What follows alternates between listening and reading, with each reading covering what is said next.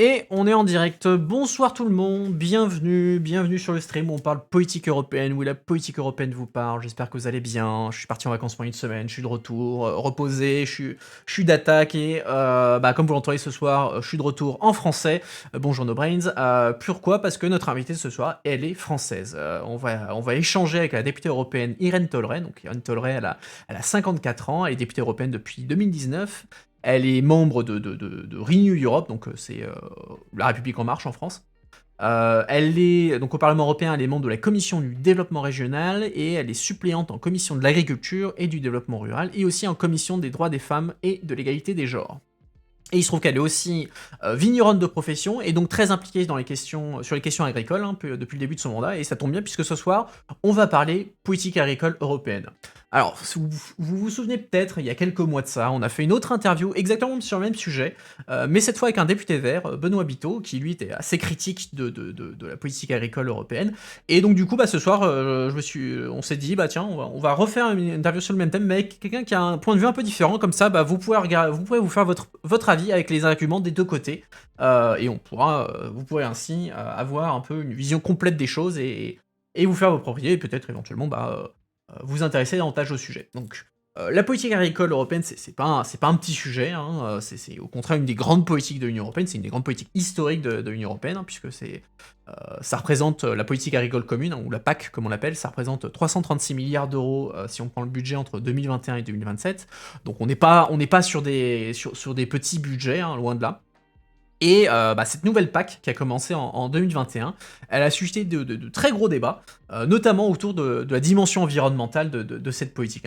Évidemment, la question du changement climatique est devenue centrale dans toutes les politiques européennes, et évidemment dans la politique agricole aussi, et à cause de ces questions, la dimension environnementale de la PAC, ça a créé de gros débats, et il y a eu un certain nombre de groupes, dont par exemple les Verts, dont M. Biteau fait partie, on a eu l'occasion d'en discuter l'année dernière. Ils ont essayé de s'opposer à cette PAC, ils n'ont pas réussi. Et du coup, maintenant, on a cette nouvelle PAC et on va discuter un petit peu de qu'est-ce qu'elle fait, est-ce que c'est bien, est-ce que c'est mal, voilà. Et on va discuter pas que ça, on va parler de l'Ukraine, on va parler de souveraineté alimentaire, on va parler de plein de choses, ça va être absolument passionnant. Mais avant de se lancer, petit rappel des règles très bref, pour quiconque serait nouveau avec nous ce soir. Donc notre invité, Mme Tolray, sera avec nous pendant 1 heure à peu près, après quoi elle partira et pourra profiter du reste de sa soirée, mais vous devrez faire avec moi pendant encore une petite demi-heure supplémentaire, comme ça on prendra un petit débrief de l'interview, on pourra discuter de ce que vous en avez pensé, je pourrais donner des éléments de contexte supplémentaires s'il y a besoin, ou on pourra juste discuter, c'est vous qui décidez. Comme d'habitude, j'ai préparé les questions de mon côté, et j'en ai collecté d'autres via Reddit, via Twitter, via Discord, via toutes les bonnes choses. Vous pouvez bien entendu proposer vos questions dans le chat, que ce soit sur Twitch ou sur YouTube, puisqu'on est sur Twitch, on est en direct sur Twitch, sur YouTube et sur Twitter, donc bienvenue à tout le monde. Mais vous pouvez poser vos questions que sur Twitch et YouTube. Comme d'habitude, donc n'hésitez pas à réagir, n'hésitez pas à poser vos questions, mais faites-le dans la bonne humeur et sans spammer. Et sur ce, écoutez, j'allais vous dire le but de ces interviews, vous connaissez le but de ces interviews, c'est pour vous mieux comprendre ce qui se passe à Bruxelles, quelles sont les politiques européennes, etc., des sujets d'actualité, brûlants d'actualité qui plus est, alors c'était involontaire en l'occurrence, mais ça fait un moment qu'on avait prévu cette interview sur le sujet agricole, mais c'est devenu un sujet d'actualité. Mais voilà, sur ce, écoutez, je propose qu'on se lance.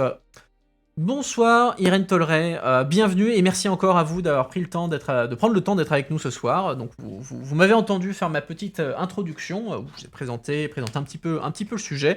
Je ne sais pas si j'ai oublié des choses à votre propos que vous voudriez préciser davantage, ou sinon on peut se lancer directement. Je suis coprésidente de l'intergroupe des vins spiritueux et produits de qualité, si vous voulez. Et j'ai fondé un machin qui s'appelle l'European Food Forum, c'est-à-dire l'idée d'aller de la recherche jusqu'au consommateur pour avancer tous ensemble au niveau alimentaire. D'accord, ok.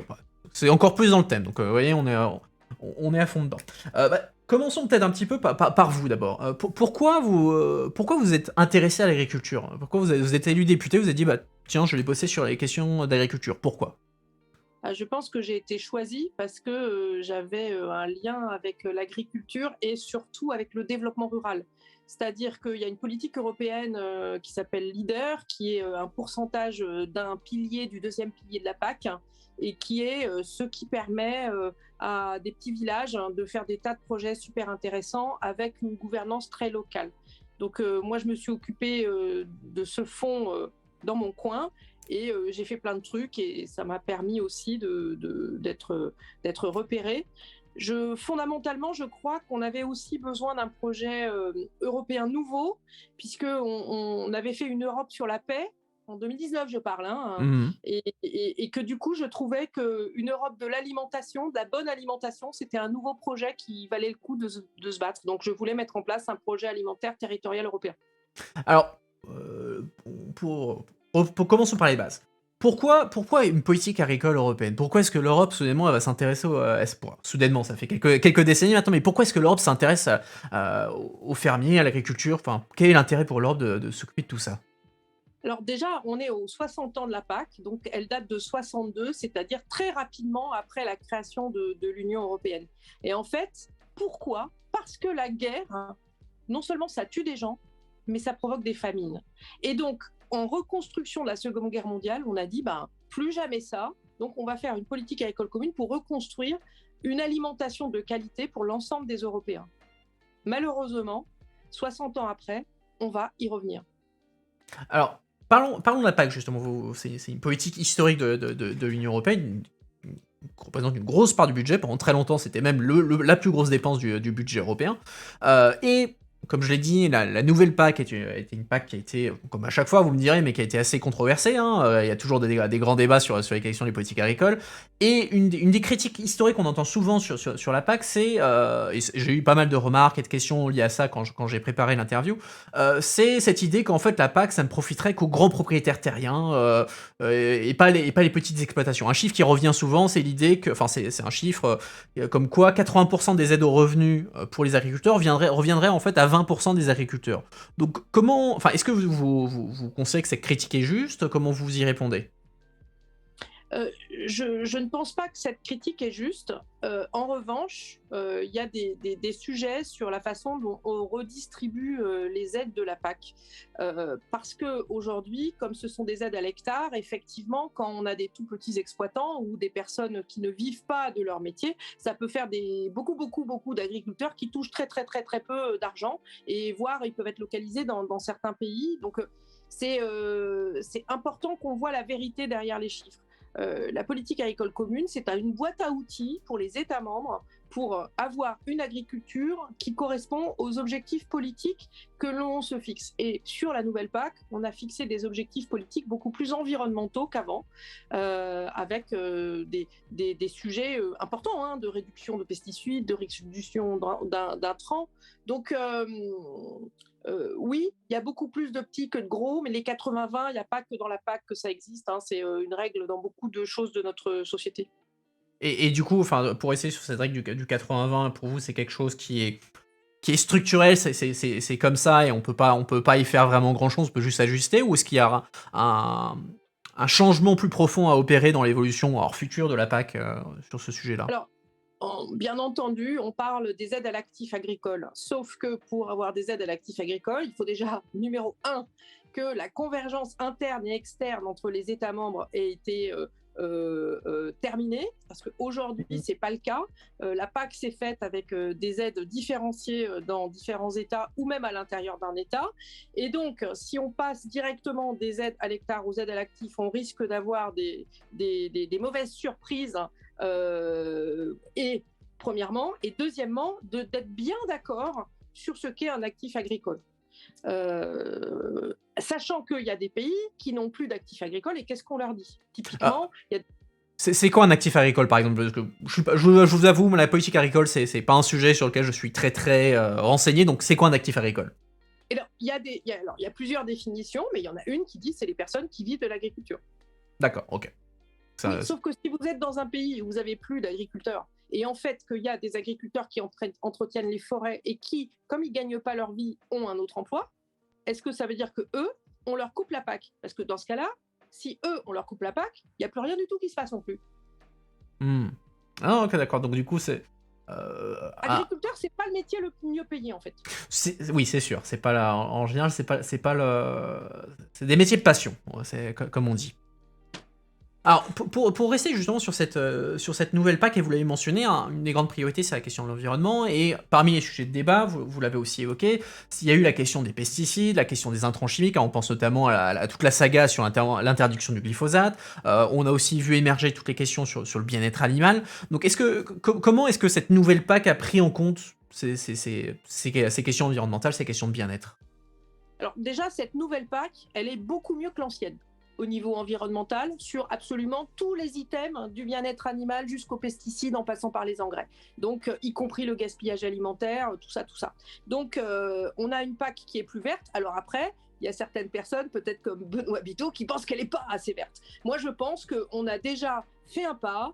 Consolidons ce pas, allons au bout de toutes les possibilités que nous laisse cette PAC, notamment d'avoir une co-construction nationale à travers ce qu'on appelle le plan stratégique national.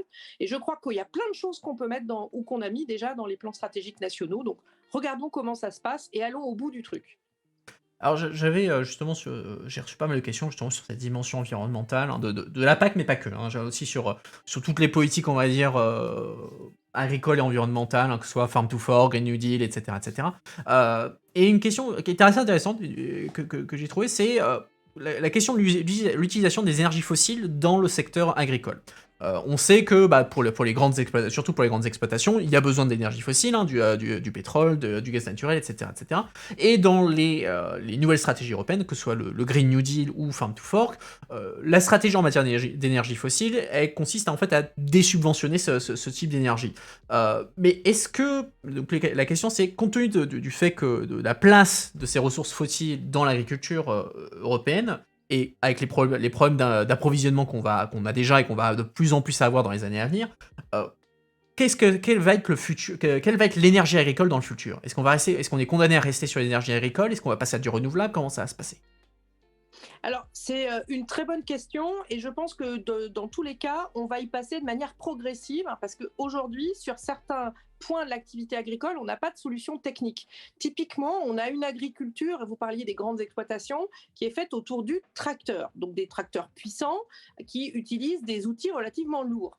Aujourd'hui, nous n'avons pas de tracteurs à énergie renouvelable qui soient suffisamment puissants pour embarquer les outils. Donc ça veut dire soit on essaye de développer un tracteur à hydrogène, mais je ne suis pas certaine qu'il y ait beaucoup d'agriculteurs qui ont envie de s'asseoir sur un tracteur à hydrogène, de la même façon qu'il n'y a peut-être pas beaucoup de véhicules individuels qui ont envie de s'asseoir au volant d'une voiture à hydrogène pour des raisons évidentes de crainte de la sécurité de l'hydrogène, ou bien alors on fait complètement muter la partie technique, entre guillemets, du travail des champs vers des nouveaux outils autour de ce qu'on va appeler l'agriculture de précision, c'est-à-dire avec des beaucoup plus petits outils, peut-être à véhicule électrique, et qui vont directement, la robotique, le numérique, aller travailler dans un endroit donné. On a déjà des tracteurs électriques qui commencent à arriver, ils ne sont pas suffisamment puissants. Par contre, on a des robots électriques qui arrivent pour faire certaines tâches comme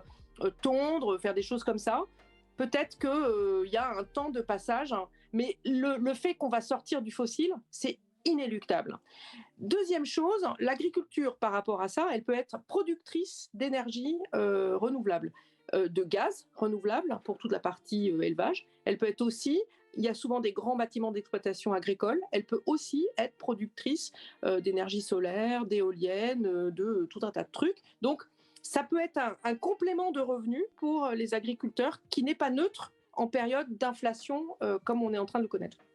Et vous l'avez mentionné, aujourd'hui, c'est pas viable d'avoir des tracteurs. Enfin, aujourd'hui, l'agriculture de grande taille repose sur des tracteurs puissants à cause de la taille des exploitations. Et c'était une critique, je me souviens, qui était venue à l'époque de l'année dernière avec l'interview avec M. Biteau, qui critiquait notamment le fait qu'on a un modèle agricole qui favorise que les très grandes exploitations. Est-ce que pour vous, c'est un souci? Est-ce il faudrait davantage encourager des plus petites exploitations avec une rotation des cultures, ou est-ce que c'est entre guillemets un mal nécessaire? Alors, il y a deux choses. D'abord, aujourd'hui, la PAC ancienne et la nouvelle PAC a fait de la redistribution, c'est-à-dire qu'il y a une partie du budget qui est gardée pour en donner plus aux petits. Donc les petits, proportionnellement, touchent plus que les gros. Donc ça, c'est un point. Donc après, c'est peut-être pas suffisant. Je pense que l'idée de Benoît Biteau, c'est que les gros touchent rien du tout. Mais in fine, l'ensemble de ces gens-là, petits ou gros, il y a une personne qui est le juge de paix, c'est le consommateur avec le prix auquel il est prêt à payer l'alimentation. Et aujourd'hui, nous sommes face à des impératifs à prix qui font que ça fonctionne pas. Donc le fait d'avoir des grosses unités, ça permet de fournir un gros marché en volume et de respecter des prix. Parce que si on ne respecte pas les prix, les gens, ils vont quand même continuer à manger. Donc la seule chose, c'est qu'on importera des produits à pas cher en dehors de l'Union, produits avec des normes différentes. Ça, moi, c'est un point de différence que j'ai avec Benoît Biteau, je trouve ça complètement con. Alors, justement, ça me permet de faire ma transition à mon sujet suivant, c'est parfait. C'est la question de la souveraineté alimentaire. On l'a mentionné au tout début, vous l'avez mentionné au tout début, la raison d'être de la PAC au tout début, c'est de permettre à l'Europe de se nourrir elle-même, puisque au sortir de la guerre, et d'ailleurs même avant la guerre, l'Europe n'est pas autosuffisante sur le plan alimentaire. Et du coup, l'Europe met en place la PAC pour permettre à l'Europe de pouvoir se nourrir elle-même. Et depuis, ça fait 60 ans maintenant, l'Europe, elle est devenue autosuffisante, elle est même devenue une puissance agricole, hein, avec énormément d'exportations, notamment les Français qui exportent beaucoup de produits agricoles. En laissant de côté l'impact de la guerre en Ukraine qu'on évoquera juste après, pourquoi est-ce qu'on se remet à parler de la question de la souveraineté alimentaire dans la politique agricole européenne? Alors que on pourrait dire, c'est bon, on sait se nourrir, c'est un sujet réglé. Pourquoi est-ce que maintenant on en reparle? Alors, la difficulté, ce sont les leçons de la crise Covid et également les leçons de la guerre ukrainienne. Produire assez pour manger ou plus que nos besoins en exportant, ça ne veut pas dire qu'on va réussir à le faire si, par exemple, on n'arrive pas à avoir suffisamment de bouteilles pour mettre les liquides dedans ou suffisamment d'engrais pour faire pousser les cultures.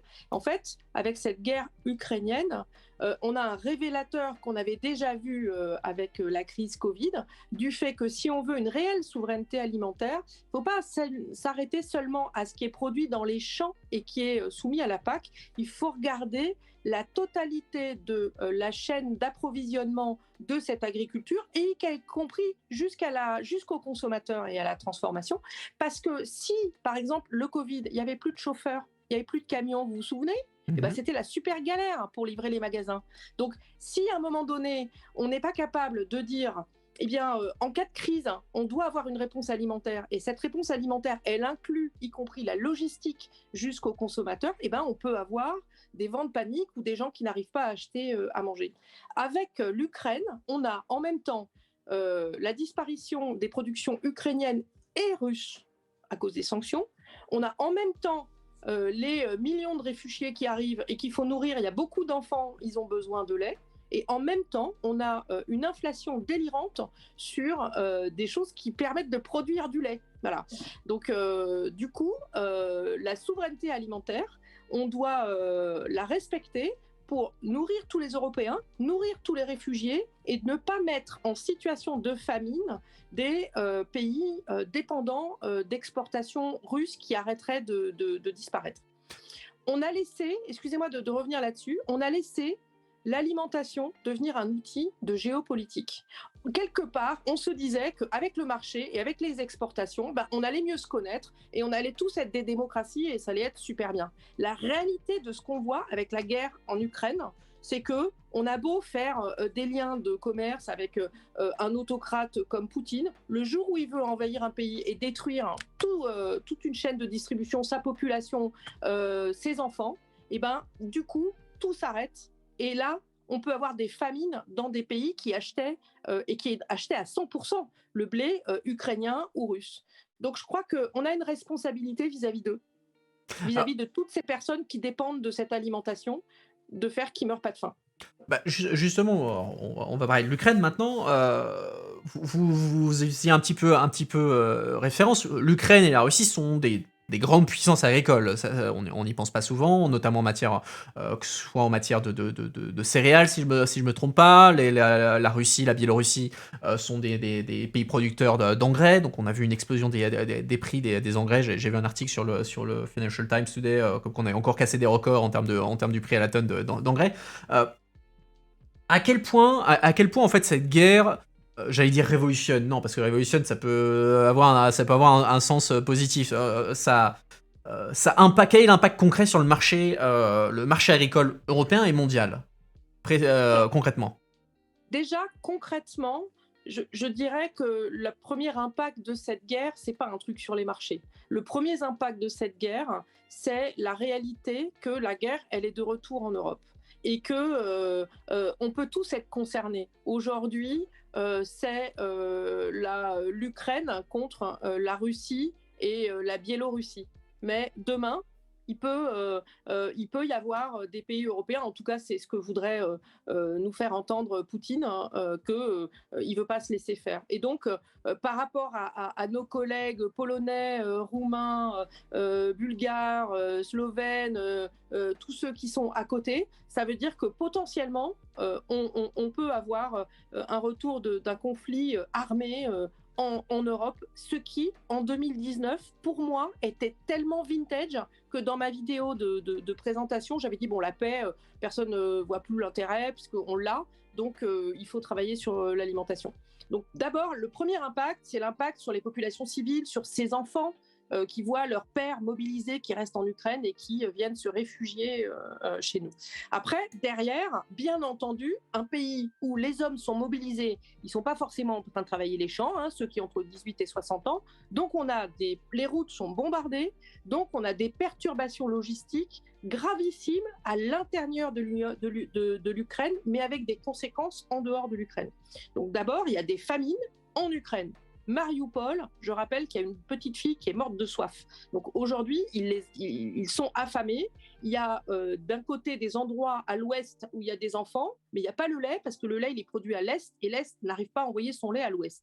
Il y a vraiment des choses horribles qui se passent en Ukraine. Après, il y a les productions ukrainiennes qui partaient. Donc les céréales partaient en bateau.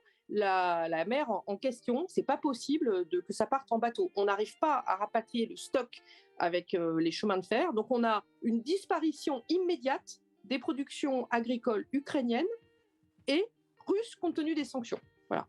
Donc concrètement, ça veut dire qu'on a 30% du marché mondial des céréales qui vient de disparaître et on ne sait pas quand est-ce qu'il revient. Et est-ce qu'on est capable, justement, on a 30% du marché, est-ce qu'on est capable de compenser à court ou moyen terme? Parce qu'évidemment, même en admettant que la guerre se finisse demain en Ukraine, vu le niveau de destruction, on va pas revenir à un niveau de production équivalent dans une semaine. Donc ça prendra du temps pour se remettre sur pied. Donc comment est-ce qu'on compense cette perte des 30%? Pas forcément au niveau européen, mais au niveau mondial, hein. Vous avez mentionné que certains pays dépendent à 100%. Si je me trompe pas, la Tunisie, dans le Maghreb, il y a un certain nombre de pays là-bas qui dépendent entièrement de là-bas. Le Liban, l'Érythrée, la Somalie. Donc il y a des pays qui n'auront pas l'argent de faire face aux hausses de coûts des céréales suite à aussi des mouvements de perturbations logistiques qui font de la spéculation. C'est-à-dire qu'en vrai, en gros, au niveau mondial, il y a assez de céréales. Par contre, ceux qui achetaient du blé à l'Ukraine et à la Russie ne peuvent pas. Et donc, comme il faut qu'ils nourrissent leur population, notamment dans le Maghreb, le couscous, c'est du blé, hein, donc il faut qu'ils achètent et ils sont prêts à acheter à n'importe quel prix. Donc, ils vont acheter peut-être plus loin, mais du coup, ça fait monter les prix. Mais du coup, il y a des pays qui n'auront pas l'argent pour acheter et suivre. Donc, il y a un vrai sujet. Est-ce qu'on peut compenser Donc, oui, on peut compenser, puisqu'au niveau des céréales, on en a déjà assez, en vrai. Hein. Cependant, les remises en route de routes logistiques, c'est pas évident. Et puis le prix, si le prix fait qu'un État ne peut pas acheter, bah, c'est pas évident. La hausse des prix, on va aussi la voir pour les populations moyennes en Europe. C'est-à-dire que aujourd'hui en Europe, on a des personnes qui sont en précarité alimentaire, mais on avait des classes moyennes qui n'avaient pas de problème pour se nourrir. Il est possible qu'avec la hausse des prix en même temps de l'énergie et de l'alimentation, on ait des classes moyennes qui commencent à avoir du mal à joindre les deux bouts. Donc il est important qu'on soit au rendez-vous de manière ciblée avec des réponses qui correspondent aux besoins des gens. Après, quoi qu'on fasse, le climat s'imposera de toutes les façons à nous. Donc quoi qu'on fasse, et ce sur quoi on travaille, c'est des mesures soit sur 2022 pour être au rendez-vous de ce qui se passe et des conséquences pour éviter des famines et des grèves des famines et des émeutes de la faim, Mais dans tous les cas de figure, tout ce sur quoi on travaille, ce sera des choses qui vont quand même dans le sens du climat. Et après, 30%, rappelons-nous que c'est le chiffre de ce qu'on jette dans notre alimentation. Donc, quelque part, rien qu'avec le gaspillage alimentaire, il y a peut-être des choses à faire. Mais par contre, le gaspillage alimentaire, il y a une partie sur laquelle l'élu ne peut rien faire, c'est ce qui se passe chez le consommateur. Donc, par rapport à cette crise, il faut tous qu'on joue le jeu pour faire en sorte que ça tienne. Et suite à cette crise, quel niveau de restructuration? Alors, est-ce qu'il va y avoir un besoin de restructuration au niveau européen des chaînes logistiques, de la structure générale de l'agriculture européenne pour, je ne sais pas, se découpler d'une certaine manière de la Russie ou de pays qu'on peut considérer un risque?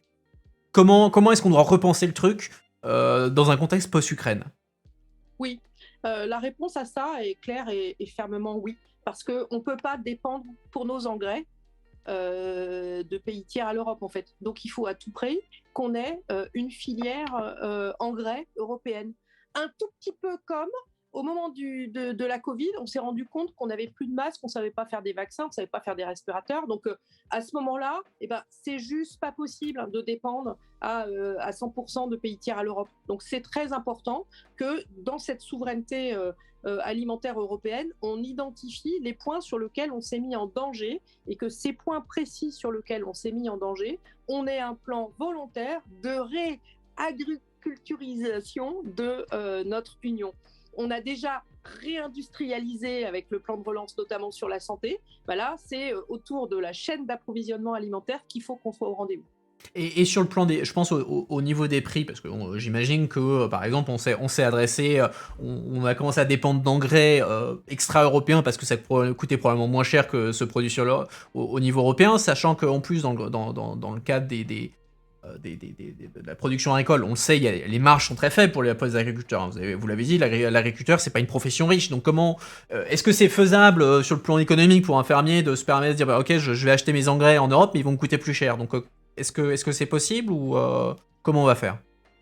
C'est pour ça que dans le cadre de la présidence française de l'Union européenne, il y a deux textes qui sont très importants pour l'agriculture. C'est un qui parle, donc un mot qu'on appelle le carbon farming, et l'autre qui sont les clauses miroirs. Donc le carbon farming, c'est rémunérer les agriculteurs européens pour les efforts qu'ils font de lutte contre le changement climatique et notamment dans la gestion du carbone. Typiquement, les engrais européens, si on fait des engrais qui soient décarbonés et qui soient plus chers, si on a un mécanisme d'ajustement carbone aux frontières, en fait, on peut créer un contexte qui fait que les agriculteurs européens soient traités comme les produits agricoles importés dans l'Union. Ça, c'est un des points. L'autre point, c'est ce qu'on va appeler les clauses miroirs. Donc, de la même façon, au niveau des pesticides et au niveau des bonnes pratiques pour l'environnement qu'on demande à nos agriculteurs, faut être vraiment clair, si produire bien pour l'environnement, on produisait autant et ça coûtait moins cher, ça fait longtemps que ces pratiques elles seraient installées. Donc en fait, la vraie réalité, c'est que les gestes qu'on demande aux agriculteurs pour aller plus loin vers l'environnement, c'est des gestes qui coûtent plus cher et ils n'ont pas la certitude d'être rémunérés pour ces gestes. Donc l'impératif catégorique, c'est de faire en sorte que la bonne nourriture européenne ne soit pas en concurrence déloyale avec une nourriture importée qui n'aurait pas les mêmes règles de production et qui du coup pourrait être beaucoup moins chère. Donc c'est ce qu'on appelle les clauses miroirs, c'est-à-dire de mettre des facteurs de réciprocité dans nos accords de commerce ou même au niveau de l'OMC en direct pour que les mêmes règles s'appliquent. Alors, j'avais prévu d'en parler un peu plus tard, mais puisqu'on est dessus, discutons-en, c'est l'impact, le lien entre la politique agricole européenne, d'une manière générale la politique agricole, et la politique commerciale. Puisque, on l'a pu le voir dans un certain nombre d'accords de libre-échange, potentiellement conclus entre l'Union européenne et d'autres pays. On l'a vu sur le CETA, donc l'accord avec le Canada, on le voit avec le Mercosur, l'accord avec l'Amérique du Sud, on l'entendait à l'époque sur le TTIP avec les Américains, etc. etc. On entend quasi systématiquement les agriculteurs qui se plaignent de ces accords de libre-échange en disant attendez, l'Europe va nous mettre en situation de concurrence déloyale avec d'autres produits, et de l'autre, on a des ONG qui disent ouais, mais attention, si on fait de ces accords-là, on va faire venir en Europe des produits dangereux. Alors, la tarte à la crème, en l'occurrence, souvent c'est le poulet au chlore, qu'on entend à toutes les sauces, même si ça n'arriverait jamais en Europe. Donc, comment est-ce qu'on fait pour justement réconcilier le commerce international, et l'Europe est un espace de commerce, hein, on est une puissance commerciale, la France est une puissance commerciale aussi, au sein de l'Europe, et donc comment on fait pour réconcilier cette politique commerciale avec la politique agricole et, on va dire d'une manière plus large, la politique environnementale? C'est ces deux mécanismes dont je vous ai parlé, c'est-à-dire d'un côté le mécanisme d'ajustement carbone aux frontières, donc le fait de transformer les bonnes actions, les bonnes pratiques de nos agriculteurs vis-à-vis des gaz à effet de serre en crédit carbone, et du coup de demander aux producteurs tiers à l'Europe qui n'ont pas ce type de pratique, par exemple qui font de la déforestation ou qui font un peu n'importe quoi au niveau de leur gestion de l'environnement, et de les soumettre à taxation de manière à compenser l'écart de coûts de production des agriculteurs européens, et de faire que il n'y ait pas de concurrence déloyale. Donc ça, c'est le mécanisme d'ajustement carbone aux frontières, notamment qui touche les engrais. Mais également, on a ces fameuses clauses miroirs en support des accords de libre-échange, et les faire passer, la phrase de ma collègue, c'est vers des accords de juste échange. Le changement climatique, en vrai, il s'impose à tout le monde. Donc les bonnes pratiques pour l'environnement, elles ne s'imposent pas qu'aux agriculteurs européens. Donc je comprends bien qu'elles coûtent moins cher à produire, et que quand il y a quelqu'un qui fait un produit de meilleure qualité plus cher, il y a toujours un malin pour essayer de dire attends, achète pas ça, je vais te faire un truc qui ressemble moins cher. Mais la réalité de cette politique, c'est qu'on a un changement climatique et nous devons tous changer nos pratiques. Donc, si le marché européen, qui est un marché très attractif pour le monde entier, ne se dote pas de règles du jeu qui font que ça marche, ça marchera pas. C'est pour ça que c'est super important d'avoir ces clauses miroirs. Et quand vous échangez avec les agriculteurs, c'est quelque chose que vous arrivez à leur expliquer pour les rassurer, ou ils ont toujours cette réticence vis-à-vis du commerce international, enfin du commerce international, vis-à-vis des accords de libre-échange? Alors, les agriculteurs, par rapport aux accords de libre-échange, ça dépend vraiment de leur secteur d'activité. Parce que, comment vous dire, autant sur la viande qui produit du minerai, ou des choses un petit peu de l'élevage bovin, un peu comme ça, pas forcément protégé par une dénomination de qualité ou quelque chose, eux, ils se prennent de plein fer la concurrence, puisqu'effectivement, un kilo de viande, c'est très comparable pour le consommateur. Autant quand on rentre sur de l'alimentation culturelle, qui est un des fers de lance de l'agriculture européenne. Je veux parler du champagne, mais je peux vous parler du comté, je peux vous parler du parmesan. Qui a fait connaître le parmesan dans le monde entier, le pecorino dans le monde entier? C'est pas forcément la mafia qui a été en Chine, c'est aussi des politiques européennes de promotion des signes de qualité européenne, et qui a marché super bien. Et s'il y a plein de touristes qui viennent aussi dans ces zones pour découvrir les produits du terroir, c'est parce que ces produits s'exportent bien. Donc, mais par contre, c'est des très bons produits dans leur cahier des charges. Alors, revenons un petit peu en arrière. C'est un peu compliqué, tous les sujets sont toujours très mélangés, hein, c'est la beauté du sujet. Reparlons un petit peu de la question de la souveraineté alimentaire et de l'environnement. Donc il y a eu, je l'ai mentionné déjà, il y a ce qu'on appelle la stratégie Farm to Fork, qui est une stratégie européenne qui a été mise en place, enfin, qui a été pensée comme étant un moyen de réduire l'impact environnemental de l'agriculture. Et cette stratégie Farm to Fork, elle a été critiquée par le secteur agricole, parce que selon eux, elle pourrait mener à une baisse, à une réduction de la production européenne. Ils disaient, ouais, attention, ça pourrait remettre en cause la souveraineté alimentaire européenne. Et donc c'était déjà il y a quelques temps. Et là, dans ces dernières semaines, on a vu, notamment dans le contexte ukrainien, un certain nombre, et notamment la France dernièrement, dire attention, Commission européenne, il va falloir peut-être revoir votre stratégie Farm to Fork, parce que on a le contexte ukrainien, où comme vous l'avez dit, on perd 30% de la production mondiale de certaines denrées. Donc, pour vous, quelle doit être la priorité? Est-ce qu'il faut dire, voilà, faut d'abord avoir la souveraineté alimentaire? Est-ce qu'il faut d'abord aller sur l'environnement parce que ça affecte tout le monde? Ou comment est-ce qu'on réalise les choses? Alors, moi, déjà, bêtement, hein, je fais passer les vies humaines d'abord. Donc déjà, dans ma grille de lecture, je fais passer les vies humaines d'abord. En revanche, il faut bien comprendre que c'est pas tout l'un, tout l'autre. C'est-à-dire que dans la stratégie de la ferme à la fourchette, il y avait tout un tas de choses très bien, et peut-être des choses qu'on va accélérer d'ailleurs. Avec la guerre en Ukraine, il y a sans doute des choses qu'on va accélérer, par exemple les engrais décarbonés, pour être pudique, mais peut-être aussi certaines cultures de légumineuses et un plan protéines européen depuis le temps qu'on en parlait. Cependant, il y a des choses qui ne sont pas forcément super d'actualité. C'est-à-dire qu'on avait prévu, il y avait les jachères à 4%, et on avait prévu 10% de terres non productives au titre de la biodiversité. Ben là, ces 10% là, plus les 4%, c'est peut-être pas en 2022 qu'il faut qu'on commence, quoi. C'est une fois qu'on sera sorti de la crise ukrainienne, aucun problème. Mais là, tout de suite, maintenant, il y a peut-être des personnes qui vont mourir de faim si on ne trouve pas un moyen de dégonfler la spéculation sur les céréales. Donc, c'est important qu'on soit au rendez-vous de la possibilité de produire plus.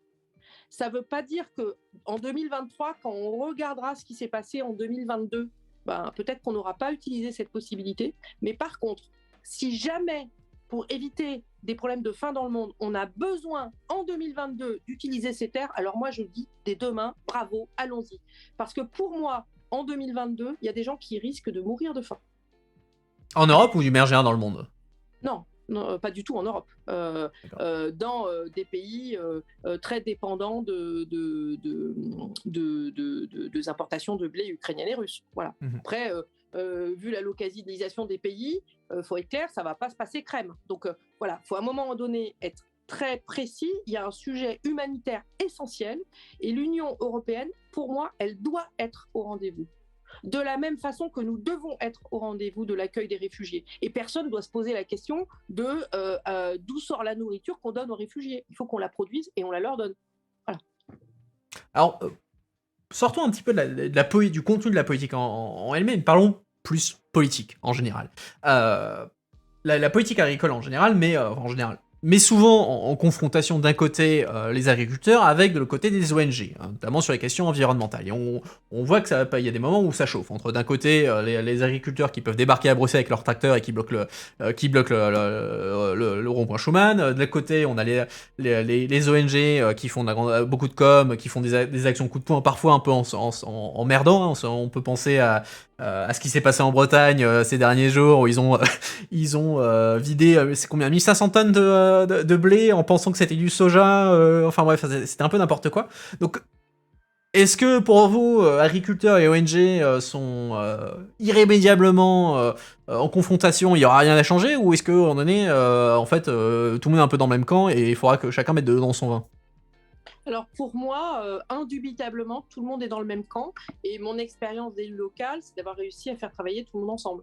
Donc après, il faut s'écouter, ce qui n'est pas forcément le propre du dialogue quand il est poussé à l'extrême par d'un côté des syndicats qui vont être très dans la revendication et de l'autre côté des ONG qui vont être très dans l'accusation. Je veux dire, c'est pas le changement climatique, il s'applique à tous. Mais après, moi, je voudrais vous donner un exemple sur un truc qui m'a bien mis les nerfs. On a flingué, lors de la dernière PAC, une aide qui s'appelle les ICHN. On l'a flingué, entre guillemets, sous prétexte, on a flingué la valeur environnementale des ICHN, sous prétexte que, mais non, c'est pas une aide environnementale. Sauf que la dite aide pas environnementale, elle existait depuis 1972, et que quand on a délimité Natura 2000 et toutes les SNIEF, les zones d'intérêt majeur en niveau biodiversité, eh ben, c'est que des zones à ICHN. Donc, à un moment donné, il faut qu'on discute ensemble. Pour moi, l'agriculture, c'est pas le problème, c'est la solution. Les agriculteurs, ils produisent en fonction du prix auquel on leur achète leurs produits. Et derrière, si on veut qu'ils fassent mieux, il faut qu'on ait tout un système de l'alimentation européen qui fasse en sorte que l'agriculteur qui produise mieux, eh ben, il gagne mieux sa vie. Mais aujourd'hui, c'est pas typiquement le cas, à part quand il y a des signes de qualité. D'accord. Et quand vous, dans votre quotidien de député, comment bon, j'imagine, vous rencontrez tout le monde, vous rencontrez aussi bien les représentants des agriculteurs, les représentants des ONG, etc. Donc comment vous expliquez à chacun, bon ok, tu dois lâcher un peu, on fait un compromis, ou est-ce que vous avez réussi à les faire avancer vers un compromis, ou est-ce qu'au final tout le monde campe sur ses positions et c'est à vous de dire, bah écoutez, le compromis ce sera ça et vivez avec? Non, mais ça dépend des sujets. Là, par exemple, en France, on a quelque chose qui s'appelle le Varenne de l'eau, le sujet de l'irrigation par rapport au changement climatique. Donc, on a une agriculture dans ma région qui repose sur les eaux de pluie. Bon, bah, les eaux de pluie, elles tombent plus du tout au même moment. Donc, les ONG qui veulent empêcher la privatisation de l'eau et tout, bah, du coup, on leur dit, bah, on fait comment en fait?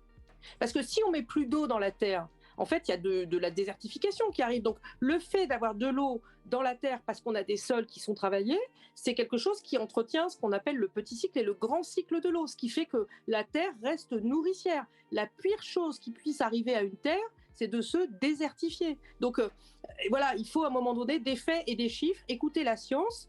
Sachant qu'au Parlement européen, je dirais que écouter la science, ça ne peut pas être une seule étude qui dit ça. La science, c'est plusieurs chercheurs dans des endroits différents qui disent la même chose. Et puis s'écouter, tout simplement. S'écouter. Parfois, j'ai entendu des choses amusantes sur le fait de se passer complètement d'herbicides ou de tracteurs. Mais il faut voir concrètement le besoin en main-d'œuvre que ça représente. Pendant la Covid l'année dernière, comme les travailleurs détachés ne bougeaient plus, on a eu besoin de 200 000 emplois en agriculture. Et pourtant, tout le monde était confiné en France. Hein. Et ben, on a fait un appel aux confinés à venir donner un coup de main pour ramasser des fraises, en étant payés, hein, tout. On en a trouvé, je crois, 17 000 au niveau national. Donc, les mêmes qui ont des injonctions de dire il faut passer au manuel, bah, qui viennent, hein, bah, on les attend hein, dans les champs. Hein. Seulement, la terre, elle est basse et ça fait mal au dos et c'est pas super bien payé. Vous l'avez évoqué, la question de la désertification, et en lien avec le changement climatique, c'est quelque chose qu'on a observé avec les changements de température, etc. Il y a la question de la transformation des cultures en elles-mêmes, puisqu'on ne va plus pouvoir produire certaines productions parce qu'il fera trop chaud, il fera trop froid, etc. etc. Donc, est-ce que c'est quelque chose que déjà le secteur agricole a intégré? Est-ce qu'on voit déjà des évolutions? Ou est-ce qu'au final, ils subissent un petit peu le CSM en disant tiens, je comprends pas, mais soudainement, ma culture ne fonctionne pas? Ah bah, bien sûr que les agriculteurs, ils ont anticipé. Hein. C'est quand même eux qui sont en première ligne. Je vais vous donner des exemples au niveau de la viticulture. On a des cépages résistants qui viennent d'être autorisés dans la nouvelle PAC. Ces cépages résistants, ça fait 20 ans qu'ils sont développés dans la viticulture. Il y a 20 ans, on n'entendait pas du tout parler des pesticides, des machins, des trucs. Il faut quand même être clair. C'est quand même des choses qui sont sorties beaucoup plus récemment. Donc, à un moment donné, les agriculteurs sont aussi les premiers concernés par les problèmes liés au changement climatique ou aux mauvaises pratiques. Donc, eux-mêmes, ils ont des enfants. Dans mon coin, il y avait une source.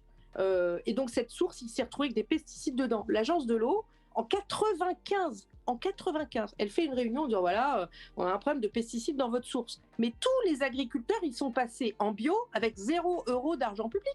Et pourquoi? Parce que bien entendu qu'un agriculteur qui est père de famille, voisin, il veut pas que les gens prennent de l'eau avec des pesticides dedans pour boire. Enfin, comment est-ce qu'on ose penser que les agriculteurs, c'est ça qu'ils veulent? Les agriculteurs sont des êtres humains qui vivent en société et ils se bougent. Donc, bien entendu, qu'ils sont conscients et qu'ils cherchent des solutions. En revanche, c'est important qu'on communique sur ce qu'ils font parce que on a un peu une vision caricaturale de l'agriculteur. C'est le mec sur son gros tracteur qui pense qu'à polluer. C'est quand même pas le cas en Europe, quoi. Hein. Je sais pas si c'est le cas ailleurs, mais en tout cas, dans ce cas-là, ils sont vraiment bêtes de faire ça pour gagner pas bien leur vie en plus. Hein. Et toujours sur cette question du changement climatique, du changement des cultures, mais cette fois en lien avec quelque chose dont on a discuté, c'est la question des produits de qualité. Je pense par exemple, parlons de viticulture, c'est votre secteur. On sait que voilà, du Bordeaux, on n'en produit pas en Bourgogne. Donc comment est-ce qu'on fait pour faire en sorte que le Bordeaux qui dépend, le vin de Bordeaux, les cépages de Bordeaux qui ont besoin de conditions climatiques très particulières, est-ce qu'on pourra continuer à produire du Bordeaux dans 30, 40 ans avec le changement climatique? Et Oui. ça, avec d'autres types de produits. il y a une grosse recherche sur les cépages aujourd'hui, mais pas que sur les cépages, aussi sur des techniques. Donc, par exemple, sur la viticulture, de manière précise, le cépage, les cépages qui marchent bien à Bordeaux, c'est Cabernet Sauvignon et Merlot, du fait de la forte pluviométrie. Le changement climatique à Bordeaux, il continue à avoir une forte pluviométrie quand même, hein. Donc, on reste sur ces cépages-là. Par contre, il y a des températures plus élevées, donc on a des vins qui peuvent être plus alcooliques. Là, on vient d'autoriser une technique qui permet d'enlever de l'alcool. Donc, en fait, de façon claire, le changement climatique, on s'y adaptera si on cherche les nouvelles pratiques agricoles, mais aussi de transformation, peut-être de distribution, qui feront que ça marchera. Et est-ce que, enfin, là, on va faire un petit peu de la philosophie, mais est-ce que quelque part, si on, voilà, mettons le Bordeaux, on approuve des techniques pour retirer de l'alcool, pour qu'on ait un niveau d'alcool constant, est-ce que quelque part, on rend pas artificiel le Bordeaux? Dans le sens où le Bordeaux, ça vient d'un cépage particulier parce que les conditions naturelles sont comme ça, mais est-ce que pour compenser le changement climatique, on commence à utiliser des techniques, etc. Ça, est-ce qu'en final, on crée pas un, un produit de qualité, mais artificiellement, j'ai envie de dire. Je sais pas si c'est très clair ce que je veux dire. Je comprends très bien ce que vous voulez dire, mais encore heureux pour nous, le progrès date pas d'hier. C'est-à-dire que quand l'INAO a été créé, le machin pour contrôler les appellations comme Bordeaux et mettre en place les cahiers des charges des produits, par exemple, les cuves en inox, ça n'existait pas. Les températures régulées qui permettent d'avoir des fermentations à température contrôlée avec des faibles degrés de fermentation, ça n'existait pas. Les échangeurs tubulaires sur vendange qui permettent d'avoir une vendange très fraîche et de faire des vins très fruités, très explosifs, ça n'existait pas. Je ne sais pas si toutes les caves étaient équipées en électricité, donc je veux dire, voilà, les pressoirs pneumatiques, ça n'existait pas. Donc, un des sujets des appellations, c'est comment prendre à bord certaines évolutions technologiques et de garder celles qui ne dénaturent pas le produit et d'écarter celles qui dénaturent le produit. Donc ça, dans les appellations, il y a un groupe humain qui s'appelle l'organisme de gestion qui définit comment on avance ensemble. Ce n'est pas des organismes qui avancent super vite, mais par contre qui protègent énormément justement cette définition, cette authenticité du produit de qualité. Et donc dans votre travail au quotidien en tant que députée européenne sur les questions agricoles, quel est le sujet qui euh, vous frustre le plus d'un côté, et de l'autre côté, le sujet sur lequel vous avez été le plus agréablement surpris, vous avez réussi à avancer rapidement sur des choses? Je ne sais pas vraiment répondre à cette question. Alors, le sujet qui m'a le plus frustré, c'est les fameux ICHN. Ça, c'est pour moi, ça a été un traumatisme. Les ICHN, c'était quand même l'aide pour le pastoralisme méditerranéen et l'agriculture de montagne, hein, quand même, hein. Donc, arriver à dire que ça, c'est des agriculteurs qui préservent pas l'environnement, fallait vraiment, vraiment, vraiment être bas du plafond, hein, si je puis me permettre. Donc, mais parce que en fait, les ONG en question parfois devraient sortir de leur bureau à Bruxelles pour voir les pratiques sur le terrain. Donc ça, j'ai dit là. Donc le côté très positif, par exemple, quand il y a eu les sanctions Trump, on s'est rendu compte qu'il y avait un texte qui posait beaucoup de problèmes avec des pénalités. Et en fait, à ma grande surprise, on a réussi à changer cet acte délégué de la PAC en moins de 2 mois. Comme quoi, on a toujours cette image d'un législatif européen super lourd. Sauf que quand on arrive avec une demande fondée, justifiée, ça peut aller relativement vite. Et à plus long terme, dans quelle direction vous voyez ou vous souhaiteriez que la politique agricole européenne évolue? À plus long terme. Moi, j'aimerais. Alors, j'ai plusieurs marottes, hein, donc j'ai une marotte alimentaire. Donc, j'aimerais qu'on accentue le côté alimentaire, mais pas forcément avec les budgets de la PAC. Je crois qu'à un moment donné, quand je parle d'accenter le côté alimentaire, c'est que peut-être que tout ce qu'on jette, il y a des parties qu'on peut ne pas jeter, mais ça veut dire qu'il faut les retraiter, les récupérer, les distribuer autrement, ou bien en faire des engrais, ou en faire des jus. Enfin, il y a toutes des politiques qu'on peut mettre en place pour être bien meilleur au niveau alimentaire. Voilà. Donc ça, c'est vraiment un truc qui m'intéresse beaucoup, et je pense que l'Union européenne peut vraiment être moteur. Et en plus, ça repose sur du développement rural, c'est-à-dire que quelque part, la bonne solution pour faire du stockage carbone dans des filières fromage, peut-être qu'il y a déjà des producteurs en Italie ou en France qui ont des idées. Et donc, partager ces idées et faire en sorte que ces solutions concrètes se développent, et ben, pour moi, c'est quelque chose qu'on peut mettre en place. Donc, c'est pas du yaka faucon. Et je pense que ça permettrait d'avoir une Europe autour d'une alimentation plus forte et dont les Européens seraient plus au courant des vertus pour l'environnement et l'économie circulaire. Et parlons des Européens. Vous l'avez dit, souvent les agriculteurs ont l'image du gros bourreux sur son tracteur qui veut juste produire et qui en a à cirer de l'environnement. Alors vous venez d'une région agricole. Dans votre contact avec les citoyens, est-ce que vous réussissez à un peu changer leur perspective? Comment vous leur expliquez que en fait, c'est un peu plus compliqué que le stéréotype? C'est très compliqué parce que quand même, l'être humain a quand même son intérêt et son confort en ligne de mire. Donc, typiquement, dans l'endroit où j'étais élue, j'ai participé à un élan de passage au bio de tous les agriculteurs en accompagnant, voilà, avec un projet alimentaire territorial. Et il se passe que l'année, je crois, 2017, on a eu beaucoup de maladies partout. Et donc, les agriculteurs en bio, ils traitent beaucoup plus. En fait, dès qu'il pleut, ils sont obligés de retraiter. Donc, on a eu un nombre de passages tracteurs fou. Et les gens, pour pas traiter pendant la journée, parce que ça peut être dangereux, ils traitent la nuit. Donc, ça veut dire que au lieu d'avoir 4-5 passages tracteurs quand les agriculteurs étaient en conventionnel, les voisins se sont retrouvés avec 11 jusqu'à 17 passages tracteurs. Donc, du coup, ils viennent tous. On n'a jamais eu autant de hurlements des voisins contre les agriculteurs, mais sans concevoir que les mêmes personnes qui demandaient du bio, en fait, il fallait, si tu veux du bio, eh ben, tu veux du passage tracteur la nuit. Hein. Sinon, quand il y a de la pression, ou alors, il faut qu'on ait des plantes qui n'aient pas besoin d'être traitées. Et ça, c'est une autre paire de manches qui va être une discussion européenne assez importante. Ça va être l'amélioration des plantes par des nouvelles techniques de recherche. Et alors, je regarde le temps, on arrive bientôt à 1 heure. Je vais finir un peu avec les questions un peu compliquées. On a vu émerger dans ces derniers mois, ces dernières années, tout le sujet du végétarien, du vegan, etc.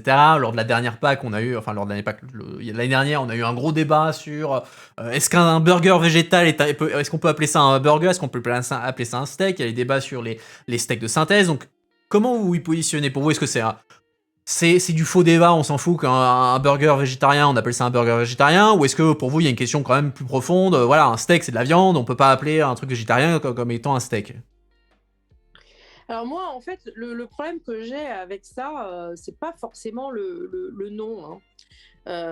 C'est le prix et les règles de production, parce que en fait, typiquement, je me souviens, j'avais vu un prospectus, donc en plus avec une mise en avant des aiguillettes de faux canard qui étaient à 26 € le kilo.